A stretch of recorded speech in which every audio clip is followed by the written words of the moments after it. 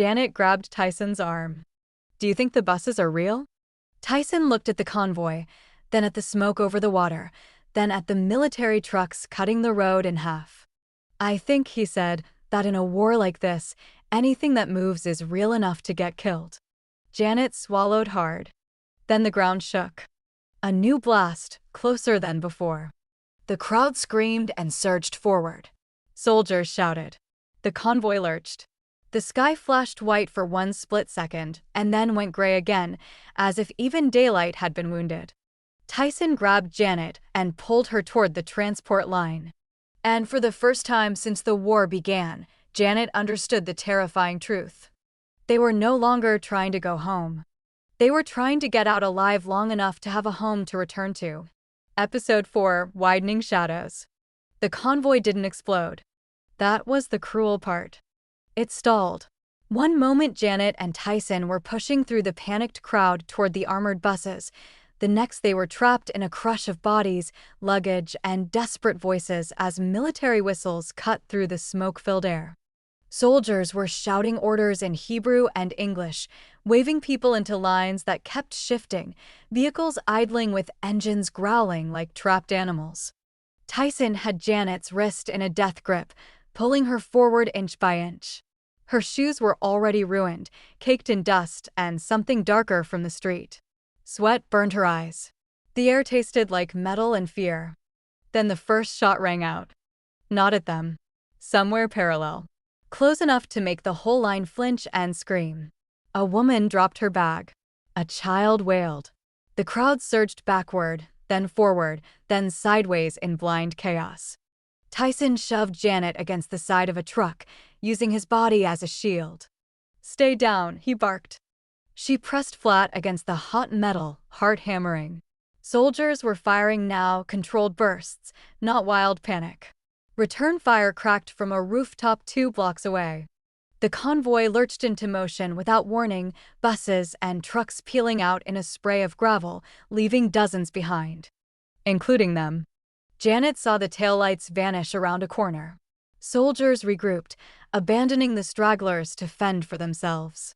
The street became a war-zone discard pile, abandoned suitcases, a spilled stroller, a man on his knees clutching his side. Tyson yanked her up. "We're exposed. Move." They ran not toward the convoy, which was gone, but toward a narrow alley where the shadows might buy them seconds. An explosion rocked the block behind them, close enough to throw debris like shrapnel. Janet felt a sting across her cheek. Tyson's bad leg buckled once, but he caught himself on a wall and kept going. They collapsed behind a dumpster, gasping. The alley smelled like garbage and cordite. Distant gunfire popped like fireworks gone wrong. "We lost it," Janet whispered, wiping blood from her face. "All of it." Tyson shook his head, scanning the rooftops. "Not all. We're still breathing." But his voice had an edge she hadn't heard before. Not fear. Something deeper. The sound of a man who knew the math was turning against them. The deepening shutdown. The Israeli military response hit like a vice. Checkpoints multiplied overnight. Streets that had been open yesterday were barricades today. Power flickered in waves, on for 10 minutes, off for hours. No internet. Spotty cell service. Radios in the few open shops crackled with official warnings, curfew enforced. Movement restricted. Foreign nationals report to designated shelters.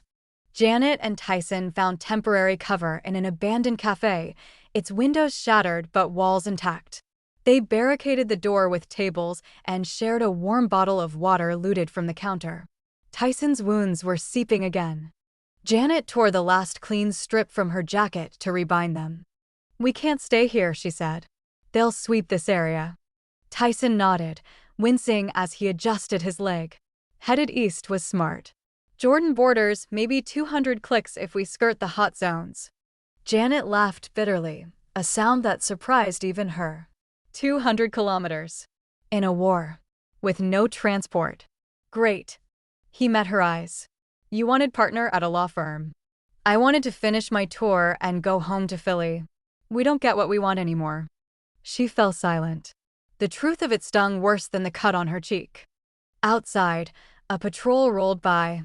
They froze, listening to the engines fade. In the quiet that followed, a battery-powered radio on the counter hissed to life. Someone had left it tuned to an emergency band. The voice was American. Military. Urgent. Reports confirmed, Strait of Hormuz fully contested.